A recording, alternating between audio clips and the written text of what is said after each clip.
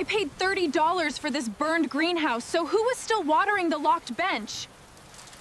Mara Ellison had learned that leaving never looked like the movies. It looked like a plastic folder, folded too many times. One backpack with one good zipper, and the quiet embarrassment of standing in a county office, while someone with a badge explained that she was now officially old enough to be on her own, and not old enough for anyone to call it easy. She was 19. That number sat in her chest like a weight that had no shape. At the desk, the woman from the transition office slid a packet across to her with the gentle precision of someone who had done this too many times. Shelter list, work referrals, emergency food tax notices, she said, and the auction schedule for the delinquent parcels. Mara stared at the word auction the way some people stared at weather reports before a storm. She had no family house to inherit, no uncle with a spare room, no savings account hiding in the background like a miracle. What she had was a farm supply job that ended when the season did a borrowed room that was only borrowed for one more week, and a habit of fixing broken things, because broken things were the only things that ever seemed willing to stay still long enough to be understood. She folded the packet and went outside into a thin, cold rain. The county courthouse sat low under a flat Vermont sky. Everything smelled like wet stone and road salt and thawing mud. Across the street, a diner sign buzzed above the windows. Mara stood under the awning for a moment and watched rain run off the curb in silver threads.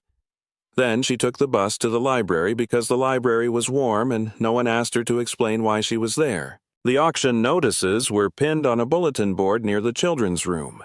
Most of the parcels were the usual kind of ruined trailer lot, a half-collapsed garage, a strip of woods with unpaid taxes. Then she saw it. Ash and a Lark greenhouse. The photo was old and badly lit. The glass house was long and narrow, blackened at one end with broken panes, a leaning side shed, and a gravel yard gone to weeds. The listing described structural fire damage, deferred maintenance, and a failed irrigation system. Starting bid $30. $30. Mara read it twice, then a third time, not because she believed it could mean anything good, but because she knew the difference between impossible and merely neglected. Impossible was what she had lived with. Neglected could be worked on. She sat at a back table and traced the line of the greenhouse photo with her finger. The frame had the bones of something careful. Not a rich person's ornament, not a showpiece. A working place. The old sign in the picture was half hidden by soot, but she could still make out the words winter, herbs, and starts. Plant, starts, seeds, heat, water, light. She did not know why that made her throat tighten. By noon, she had filled out the auction form. The woman at the courthouse looked surprised when Mara actually paid the $30 in cash and a money order for the filing fee. "You know what you're buying?" she asked. "A greenhouse," Mara said. The woman gave her a look that was almost pity. "Mostly." Mara did not answer. She had learned that if you let people finish your sentence for you, they usually wrote a smaller life than the one you were already carrying. The property sat outside Hollow Creek down a county road that narrowed into gravel and then into a rutted track lined with maples just beginning to bud. Spring was still uncertain there. Snow lingered in the shaded ditches. Mud held the tire marks of trucks that had come and gone before the road gave up trying to stay clean. She walked the last half mile because the bus did not run past the crossroads and she had no car. Her boots sank at the edges of the track. The backpack on her shoulders carried little a flashlight, a thermos, a glove she had kept from an old work order, and the folder with the deed copy and auction receipt. The wind cut through her coat, thin and needling, and the rain kept going with the patience of something that had nowhere else to be. Then the greenhouse appeared through the trees. It was larger up close, stretching long and low over a strip of ground that had once been tended with intention. The north side still held most of its glass. The south end had collapsed in the fire, leaving bent metal ribs black against the sky. Ivy crawled up the foundation stones. Moss thickened in the cracked gutters. The gravel yard was scattered with warped trays, rusted hose reels, broken clay pots, and the twisted remains of a folding bench. An old wheelbarrow sat on its side in the weeds, one wheel missing. A cracked watering can lay under the eaves like it had been dropped in a hurry and never picked up. It did not look dead. It looked paused, Mara unlocked the gate with the key the clerk had given her and pushed it open. The hinges complained softly. Inside, the air was warmer than outside, by a degree or two damp with soot and old soil. The smell was not just smoke. There was mineral dust, wet wood, decayed peat, and something green buried under the ruin, something patient and stubborn. She moved slowly through the first aisle. Most of the benches were warped. One row of starter trays had melted into each other during the fire and hardened into black shells. A hose lay split along the floor. In the potting shed, the shelves had collapsed inward under a stack of jars. Labels clung to broken terracotta pots, dill thyme, marigold bean kale. In a corner sat a hand-crank cedar, with one bent gear, the metal cold and red with rust. The place had been working once, hard, carefully. Someone had known where every tool belonged. Mara set her backpack down on a dry patch near the entrance and stood still for a long moment, listening. Rain tapped the remaining glass. Wind moved along the frame in a faint metallic hum. Somewhere beneath the floor, something clicked once. She froze. The sound came again a few seconds later. Not loud, not dramatic, just a small mechanical tick followed by the barely audible hush of water moving through a line. Mara turned her head toward the north wall. There, half hidden beneath a sagging tarp and a row of dead hanging baskets, stood a long propagation bench built from oak and iron. The lock on it was old but intact. The wood was smoke-darkened at one end, yet the bench sat straight as if someone had kept feeding it care even while the rest of the greenhouse fell apart. Another click, crouched and lifted the edge of the tarp. Copper pipe, clean joints, a small timer box tucked behind a brick support. The wires were old, but the battery casing looked newer than anything else in the room. Water was still reaching the bench. Not the rows, not the dead beds, the bench. Mara stared at it, one hand braced on the wet floor. The property was supposed to be abandoned. The pump disagreed. She reached for the lock, stopped, then let her hand fall. Some part of her knew better than to force a thing before understanding it. She had spent too many years in places where doors opened only to prove they should have stayed closed. Outside, the rain eased for the first time all afternoon. Inside, the greenhouse held its breath around her. Mara looked at the locked bench again, then at the damp floor where the water was gathering in a narrow line, and realized she had just bought not a ruin, but a question. Morning arrived gray and low with a hard silver light that made every wet surface look sharper than it was. Mara woke with her coat still on a crease in her shoulder from the floorboards of the potting shed and the strange feeling that the greenhouse had been watching her sleep. For a second she stayed still and listened. Rainwater dripped from the gutter outside. Somewhere in the frame, metal settled with tiny, tired sounds. No voices, no footsteps. No sign that the place had changed its mind overnight. Only the smell of damp ash and soil and the thin warmth that still clung to the south side of the structure. She pulled herself up, brushed dried grit from her jeans, and stepped back into the aisle. In daylight, the ruin was worse and more useful at once. The fire had taken the lean-to and part of the south glazing, but the north wall still held. The old brick furnace base was intact. Most of the benches were salvageable if she could get them apart without collapsing the frame. The gravel yard outside was puddled and heavy with boot prints from some earlier inspection. A county notice flapped from a post near the gate, its corners darkened by rain.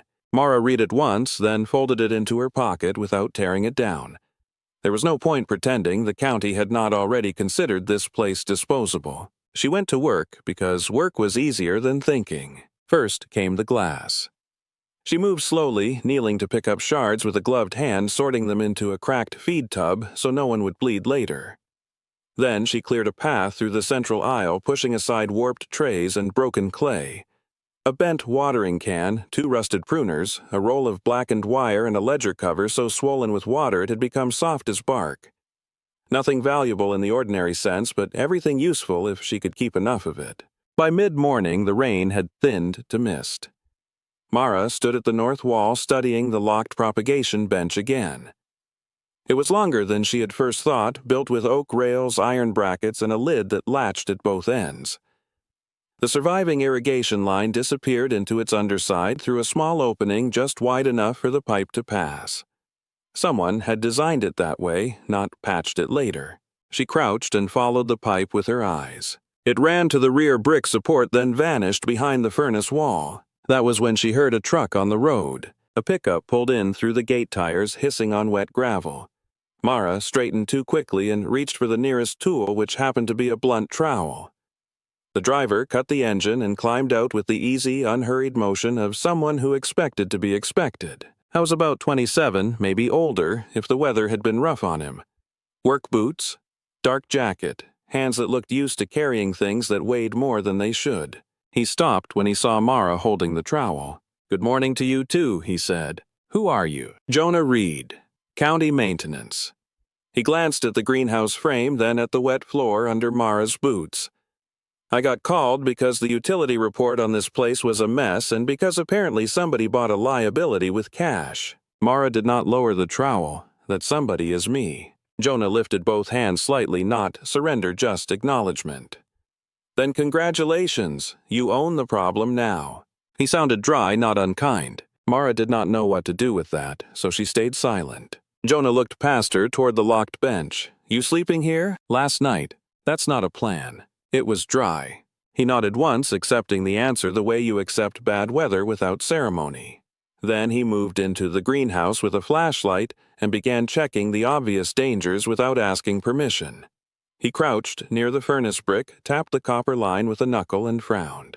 "This should not be live." "But it is," Mara said. "Somebody left a backup loop or a battery timer in place." He traced the pipe with his fingers. Could be a manual override. Could be the old irrigation system was rigged to feed a warming bed. "You see this?" He pointed to a narrow seam in the brickwork. "That's not original. Someone had access after the fire." Mara watched him work with the unsettled feeling that practical people were often the only ones who made the world legible. "What does it mean?" she asked. "It means whoever set this up wanted water going to one specific place. The bench. Most likely." He did not sound impressed. He sounded curious, which was somehow more dangerous. They spent the rest of the morning cataloging what could be saved. Jonah marked unsafe roof ribs with orange tape. Mara separated intact seed trays from fused scraps. He checked the old electrical cutout and found a newer battery pack hidden inside a rusted junction box, no bigger than a lunch pail, wired to a timer with hand-labeled notches scratched into the plastic face. "Old enough to be forgotten," he said.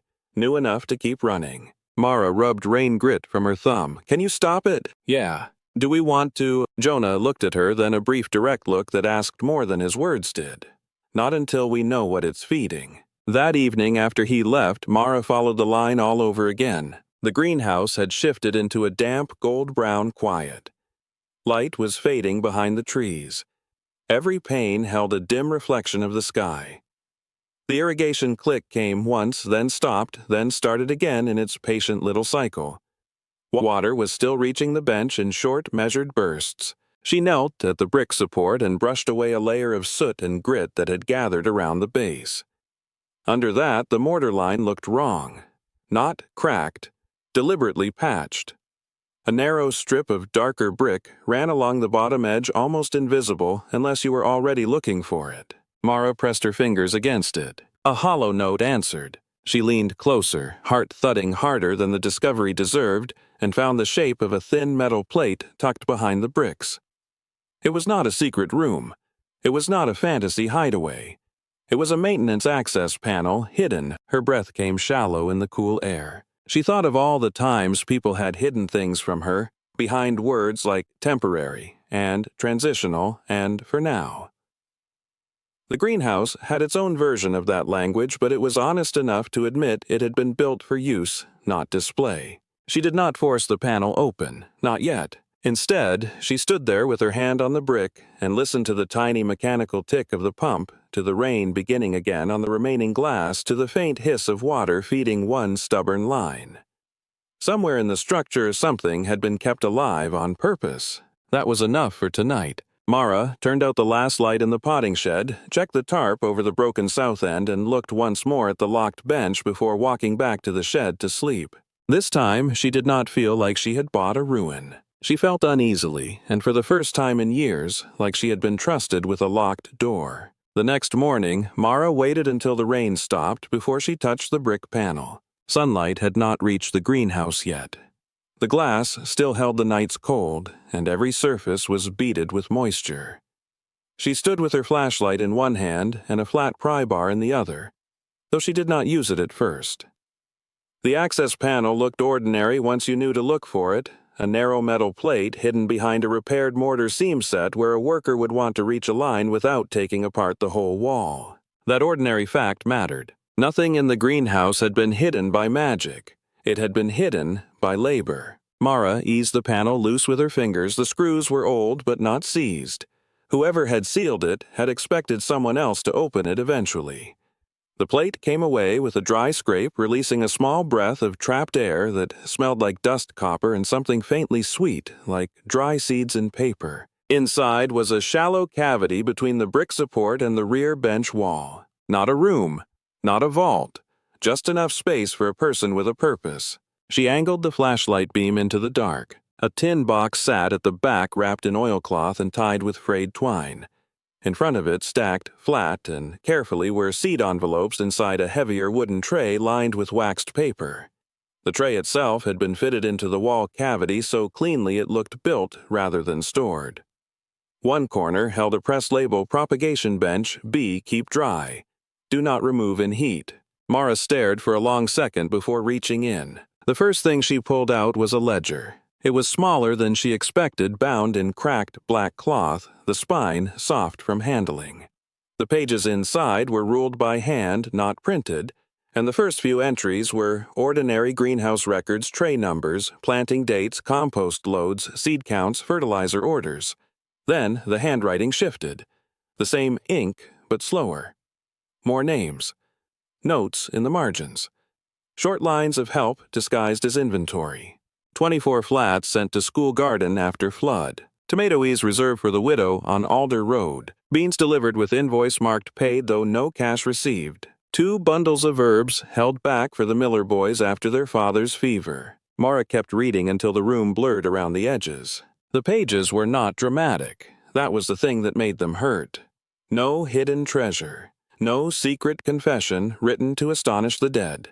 Just a woman tracking who needed food, who needed starts, who needed a quiet kindness she could give without making a spectacle of it. She turned a page. The paper was drier there, protected by the bench. A new section began in a different hand, still neat, but younger. One name repeated in the margin several times. Mara Ellison. Mara went still. She knew the name before she fully processed why. It was her mother's name, but used here in a place that had no business knowing her. Her mother had not been a greenhouse woman in the stories Mara remembered. She had been a sequence of absences, bad timing, and unclear explanations. But here she was, written in pencil beside seed counts and repair notes as if she had once belonged to a real working life. Mara swallowed and kept turning pages. There were maintenance notes. Notes about the fire. Notes about a delivery truck with a bad axle.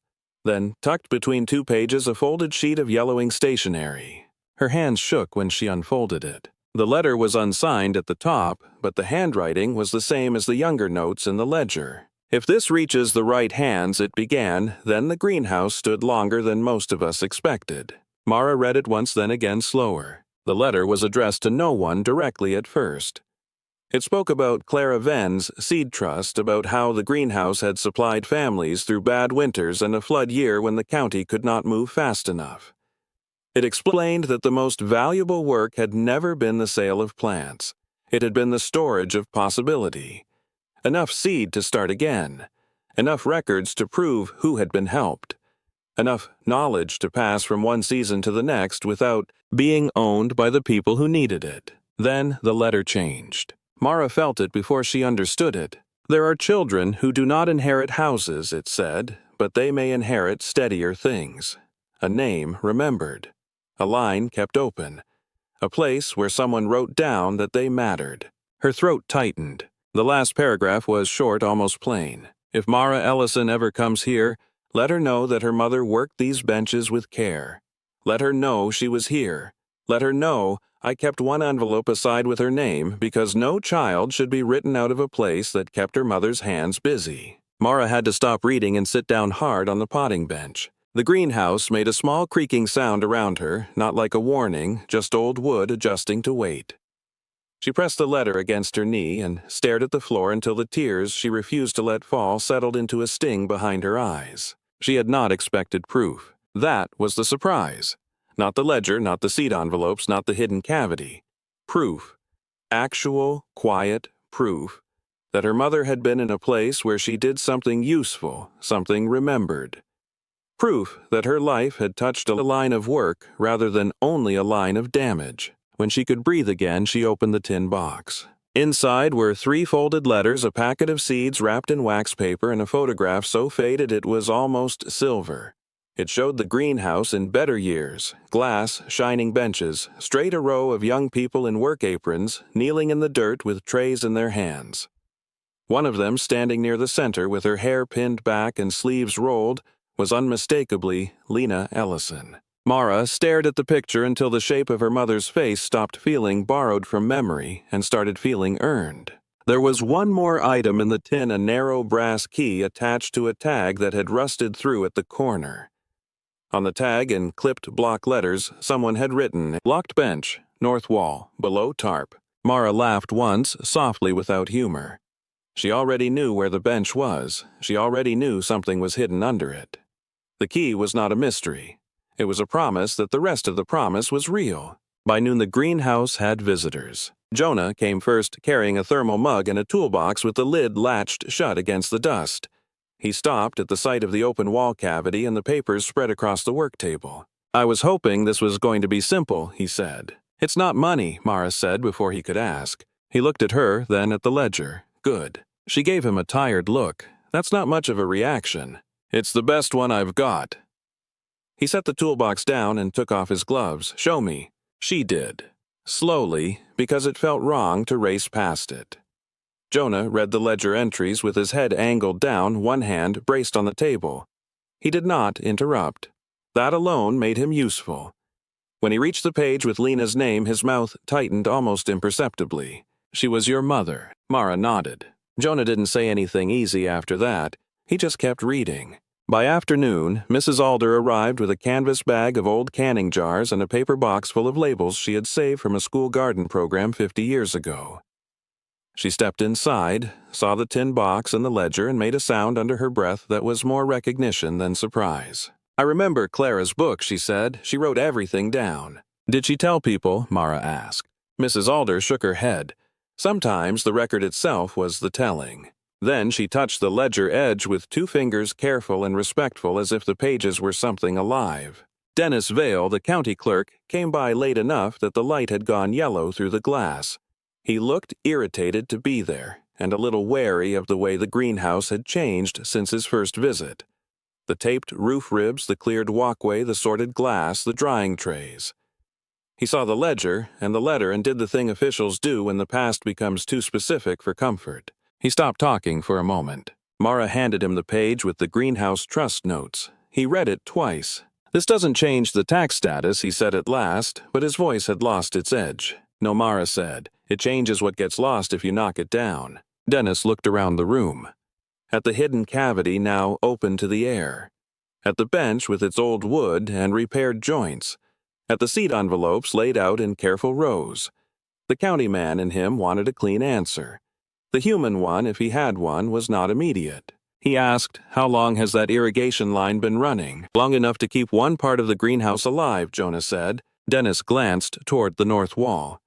"And you've got proof someone meant it that way." Dennis's eyes settled on it, then on her face. He did not smile. He did not soften. But he did something more useful than either. Ha nodded once and said, "I'll need a safety plan before I can give you time." Mara's shoulders loosened by a fraction. That night, she did not sleep in the shed. She stayed inside the greenhouse under a patched tarp strung along the north wall with the ledger beside her and the seed packet under her pillow, like something fragile she was afraid to breathe on too hard. Rain began again after midnight. It tapped the glass in small, irregular bursts. The irrigation pump clicked once, then waited.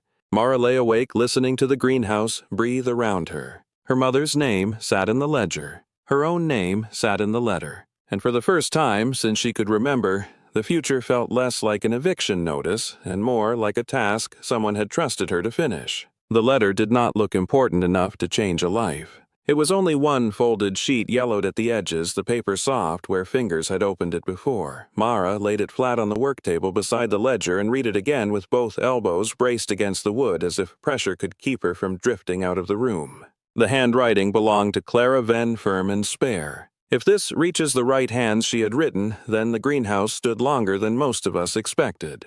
Mara read the line twice before moving on. The letter was not a confession. It was a record. It named season shortages and the quiet system of help built inside ash and lark, long before anyone called such things a program.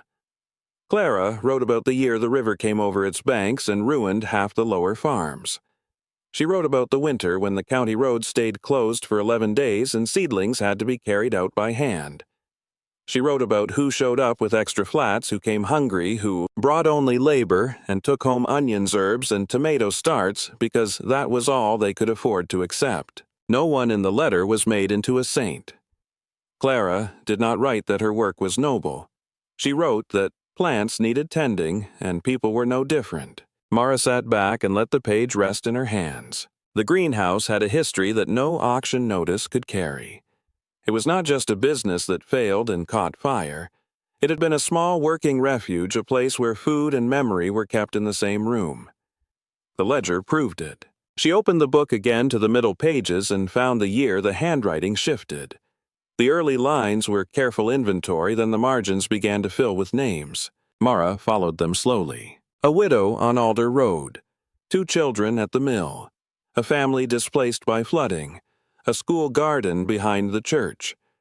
A young man who had lost his right hand to a saw and needed work that did not punish him for the injury. Mara stopped there and looked back at the line twice because it felt like the kind of mercy that never gets written into official history. Then she found her mother. Lena Ellison appeared first in a note beside a tray of basil starts. Then again in a list of repairs. Then in the section about seed sorting after the fire. Lena stayed late, one entry said. Lena asked about the storage walls, another noted. Lena has a careful hand with the pea packets. The words were so ordinary that they hurt. Mara had spent years collecting fragments of her mother from people who were never sure they remembered correctly. A laugh, a coat, a promise that did not survive, a social worker's clipped summary, a foster file with sections redacted in places that mattered. But here were lines that treated Lena as a person who had done useful work with her own hands. A woman with habits. A woman who could sort seeds without dropping them. A woman who had stood under the greenhouse glass and mattered enough to be written down. Mara turned the page and found a smaller note tucked between 2 records written in pencil, so faint it looked almost ashamed of itself. If Mara ever comes here, let her know her mother worked these benches with care. She went still. Her fingers tightened on the page until the paper bowed. The note continued below, squeezed into the narrow margin. Let her know she was here. Mara had to stop reading for a moment. The room had gone too quiet. Even the rain on the glass seemed to have moved farther away. She looked at the ledger, at the rows of names, at the seed envelopes stacked in the wall cavity with their handwritten labels, and understood something she had not known she needed. Her mother had not simply disappeared into absence. She had stood somewhere once and made something grow. That was not enough to repair anything. It was not a family restored, not a childhood returned, not all the missing years filled in with clean answers. But it was proof that Mara had not come from nowhere. She came from a person who had used her hands on purpose. The brass key lay on the table beside the ledger. Mara picked it up and turned it over in her palm. It was heavier than it looked, worn smooth, where it had once hung from a hook or a nail. The tag was too rusted to read fully, but the letter's locked bench remained clear enough. She looked toward the north wall. The bench was only a few steps away, long and dark, and still locked at both ends. Until now, it had felt like a secret waiting to be forced open. Now it felt more like a second page. Jonah returned just after noon with a flashlight, a thermal mug, and the kind of silence that meant he had already guessed something serious had happened. He stopped when he saw the open wall cavity and the ledger on the table. So, he said, setting the mug down, "I'm guessing this is the part where the property becomes weird in a legally useful way." Mara gave him the page with her mother's name first. He read it once, then again more slowly. When he reached the line about the greenhouse keeping Mara written into a place that had once held her mother, his mouth pressed into a flat line. "She was your mother," he said. "Yes." He nodded once as if the fact belonged somewhere in the room now and could be handled carefully. That changes a few things. It changes what Mara asked. Jonah looked up from the page. The story, not the permit process. That would have made her laugh if she had any breath left for it. He helped her sort the papers into 3 piles. Ledger, letters, seed records. No one was rushing. No one was trying to turn the discovery into a miracle. That made it feel more real. Jonah read the maintenance notes and pointed out how the hidden cavity had been shaped to stay dry even when the irrigation line ran.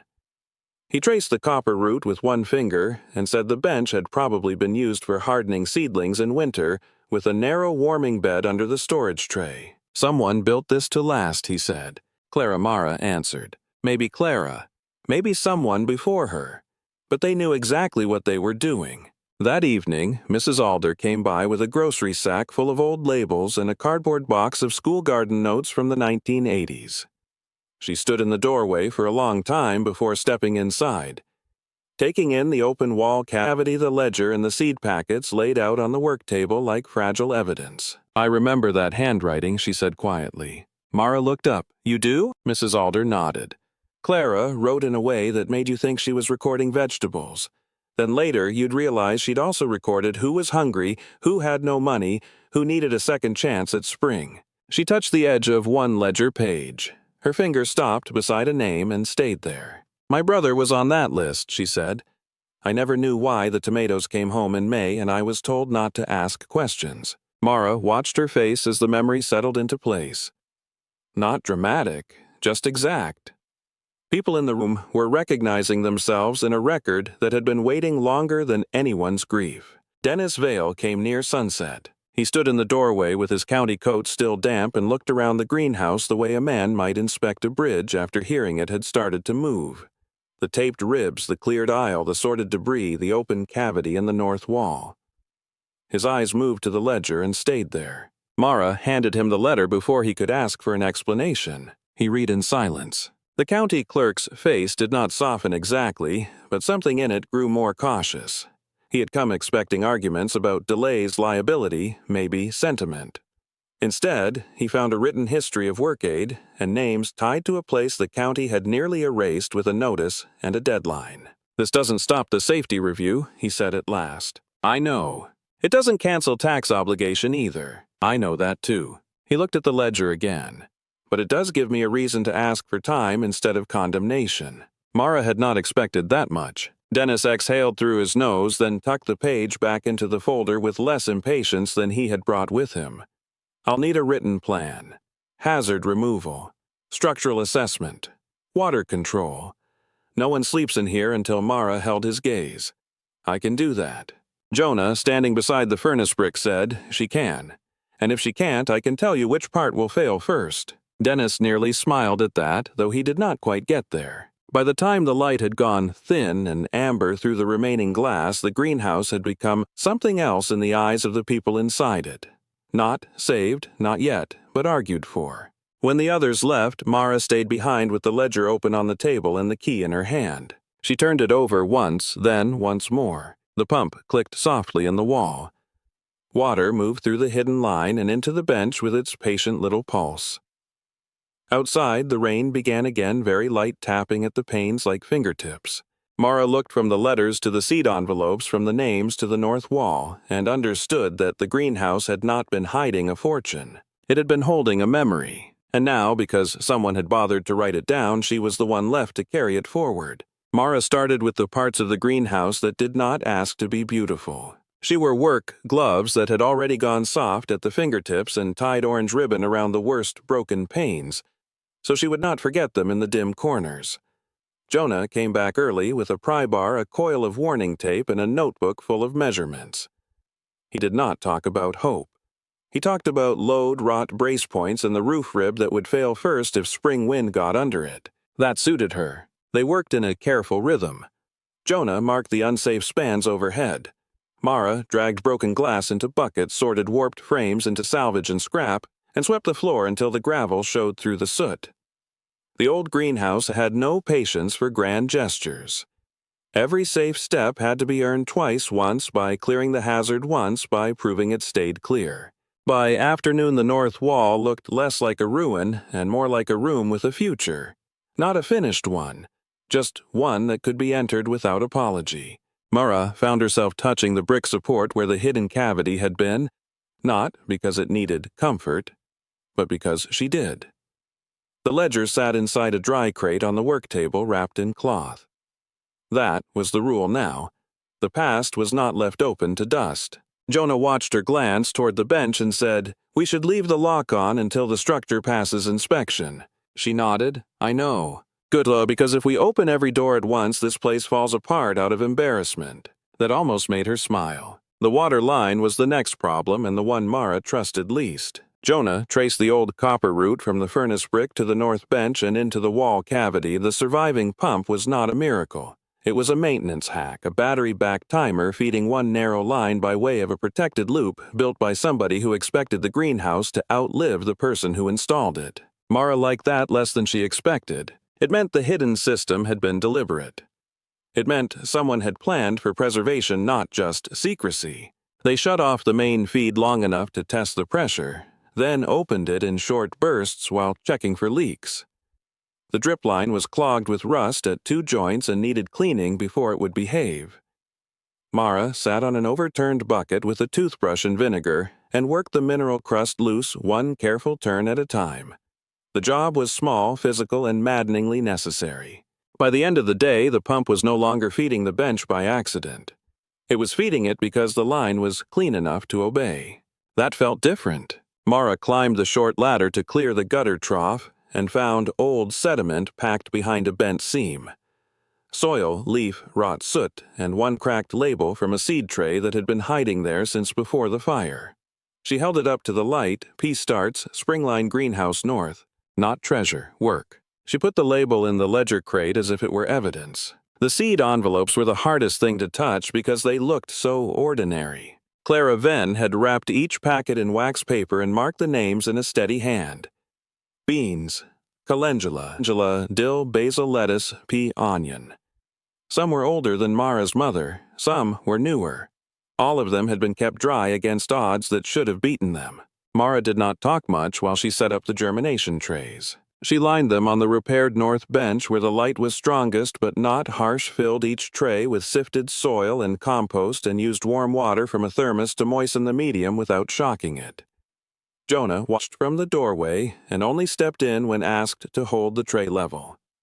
Mrs. Alder arrived midway through with a carton of mason jars and a memory she had finally decided to share. "My mother used to say the greenhouse could tell the difference between seed and surrender," she said. Mara looked up at that. Mrs. Alder smiled, a little embarrassed by her own sentence. "It sounds dramatic now, but that is how she said it." Nothing happened for a long time after the trays were planted. That was the cruel part of it. The work was visible, but the result refused to hurry. Then, on the third morning, Mara saw the smallest green curve pushing through the soil in the pea tray. She stood there without moving. By noon, there were 2 more. Then a bean. Then a thin, bright line from one of the basil packets. Not enough to call it a harvest, enough to call it alive. Jonah crouched beside the tray and shook his head once. "Good survival rate for an apocalypse greenhouse." "It's not an apocalypse greenhouse," Mara said. He glanced at her. "Not anymore." The names came back into the room slowly. Mrs. Alder started with the families she remembered. A widow on Alder Road. The Millers near the creek. The school garden by the church. She made phone calls from her kitchen and wrote numbers in pencil on the back of a feed sack tag. Some people answered right away. Some did not. Some were surprised to hear that anyone still had the old records. A few were suspicious. That did not hurt as much as Mara thought it would. Suspicion was still a form of attention. Forgetting was worse. One man came by on a Sunday afternoon with his teenage daughter and stood very still when he saw the ledger open under a clean sheet of glass. His grandfather's name was in the margin beside a row of tomato starts. Another woman sent her son with a box of old wooden labels and a letter that began, "I was told not to ask where the seed came from, but I always wondered." Mara pinned the letter to a corkboard near the work table. By the end of the week, the greenhouse held more than trays. It held witnesses. Not enough to make anyone rich. Not enough to make the county sentimental.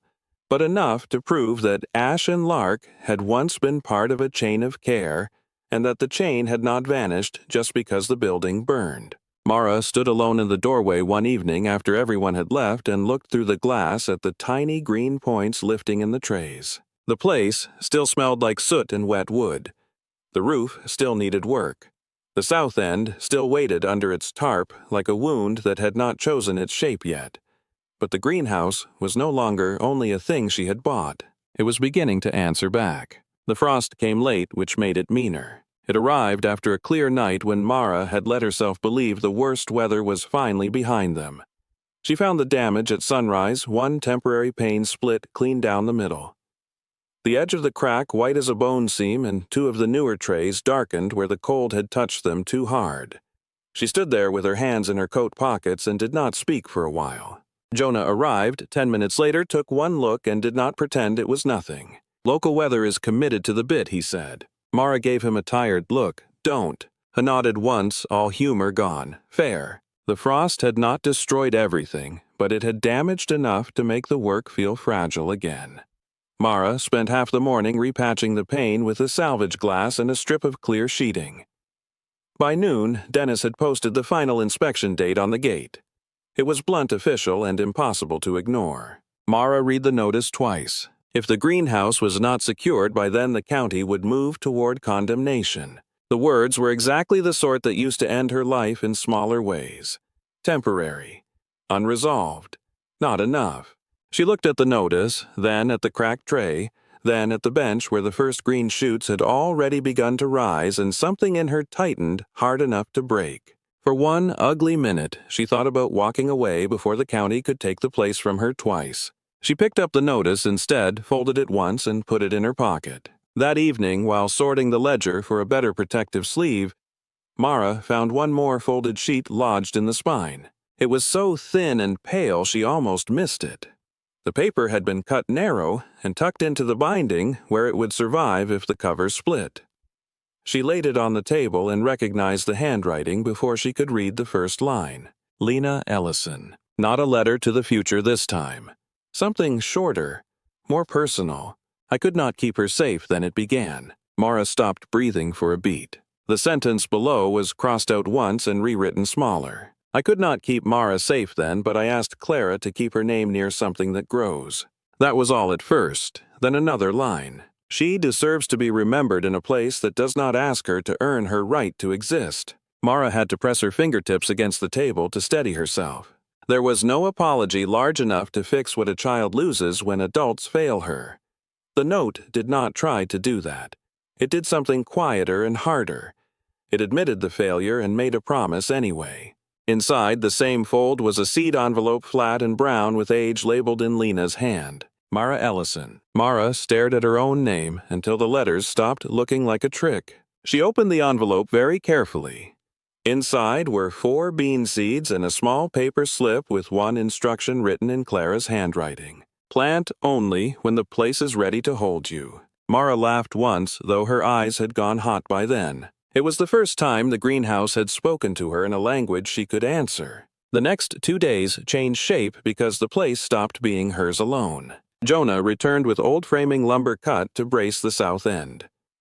Mrs. Alder brought a box of salvaged window panes from a school storage shed and 2 thermoses of coffee strong enough to strip paint. A neighbor Mara had never met came in with a pickup full of scrap metal wire and a ladder that had once belonged to his father. Another family brought gloves, tarps, and a roll of clear paneling. They did not arrive as saviors. They arrived because the record had made them impossible to ignore. Mara set the tasks. That mattered more than she expected.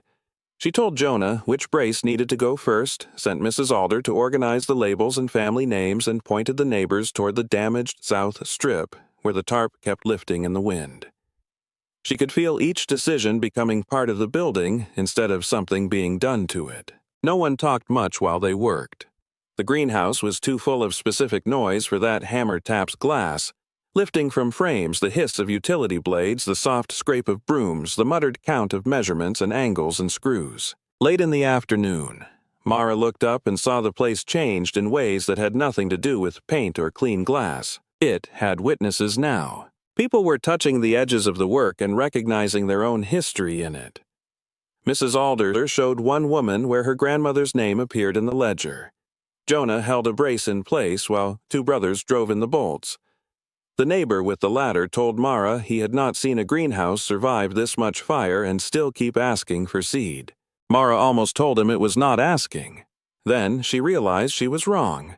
It was asking, quietly, persistently, for a future. By dusk, the south end was no longer open to the weather. The north wall had its first proper brace.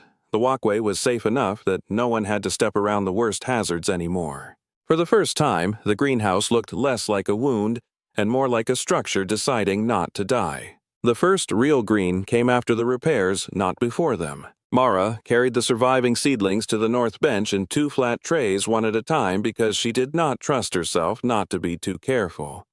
The bench had been cleaned, oiled, and finally opened. The old lock still hung from one end, not as a barrier now, but as a reminder of what had been protected. She set the trays down slowly. The plants were small. A little basil, a few peas, 1 line of calendula, and 3 bean sprouts strong enough to stand without help. Tiny things, but they looked like evidence. Jonah stood at the doorway with his hands in his pockets and watched Mara touch 1 leaf with the back of a knuckle. "Not much," he said. Mara looked at the seedlings. "Enough." A nodded like that was the correct answer. She reached for the old lock, lifted it once, and let it fall back against the bench with a soft metallic clink. Not closed. Not useless. Just part of the story now. Outside, the rain started again, but the greenhouse held. Inspection day came with clear light and cold air. Mara woke before dawn and stood in the greenhouse while the first pale sun moved across the glass. The place was still scarred. No one could mistake it for finished. The south end remained patched. 1 roof rib would need full replacement before summer. The floor still held old smoke in the seams of the gravel. But the dangerous panes were secured, the bracing held, the water lines were under control, and the working path through the center was clean enough to walk without fear. Dennis arrived with a clipboard and the measured expression of a man trying not to let the past affect the file in his hand. He walked the length of the greenhouse slowly. He checked the braces, the roof patches, the marked hazards, the water shutoff, and the cleaned aisle. His eyes paused on the ledger displayed under protective glass on the work table. Mara said nothing while he read. At last he put the clipboard down. "This is not restored," he said. No, Mara answered. "It is secured." "Yes." He looked around once more, then back at her. "I can grant you time, not forever.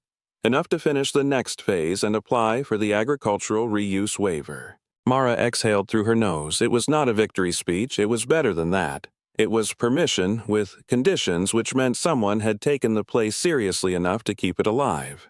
Dennis handed back the clipboard. "Don't make me regret this." "I won't." He gave her a look that suggested he had heard that before from people who did. Then he left. By midday, the greenhouse filled with a small number of people and a lot of folding tables. Mara had not planned a ceremony. She had planned a start. 1 table held the ledger beneath a sheet of clean glass. Another held the seed packets, clipped notes, and the first trays of seedlings. Mrs. Alder stood near the entrance with a list of names. Jonah set up the repaired bench lights. 2 families came to look for relatives in the records. A boy, who had never seen the place before, carried in a box of compost without being asked. No one called it a miracle. That made it feel truer. People found names. Not all of them, but enough. A grandmother's note beside a row of cabbage starts. A father's labor entry. A school garden list. A page with Lena Ellison written in careful pencil. Someone laughed softly when they found a line about a delivery truck with a bad axle and a crate of herbs. Someone else cried without speaking. Mara stood back at first, then gradually moved closer as people began to look at her instead of only the papers. She did not tell them a grand story. She only told them the facts that Ash and Lark had once kept seed for people who had none. That Clara Venn had written things down. That her mother had worked here. that the greenhouse was going to be used again. Not for profit first. 4 starts. For school gardens, for small growers, for families who needed a beginning they could carry home in a tray. By late afternoon, the room had changed from a site of recovery into a place with a job to do. Mrs. Alder brought Mara a mug of tea and touched her arm once briefly. You know, she said, some places keep their promises badly, but they still keep them. Mara nodded because she trusted herself not to speak. At dusk, the visitors left in small groups. The ledger was covered and put away. The seedlings were moved back under the repaired bench lights. Jonah locked the gate after the last truck rolled out, then came inside and found Mara standing in the center aisle looking up through the glass. Mara looked at the repaired north wall, the trays of green, the ledger crate, the old lock hanging open at the bench. Now I keep it going. I gave a short nod. That sounds like work. She stayed until the light went thin. Then she rewired the irrigation timer with Jonah's help so it no longer clicked by accident. The pump still moved water, but now it did so under her control through repaired lines into trays that needed it. When the greenhouse was quiet again, Mara closed the door. Not because it had to be hidden, but because it was finally secure. The last thing she saw before the light faded was the first row of seedlings lifting toward the glass, small, and on the work table behind her, the ledger waited with a blank page at the end. Mara took up the pen, wrote her name, and left the line beneath it open for the next one.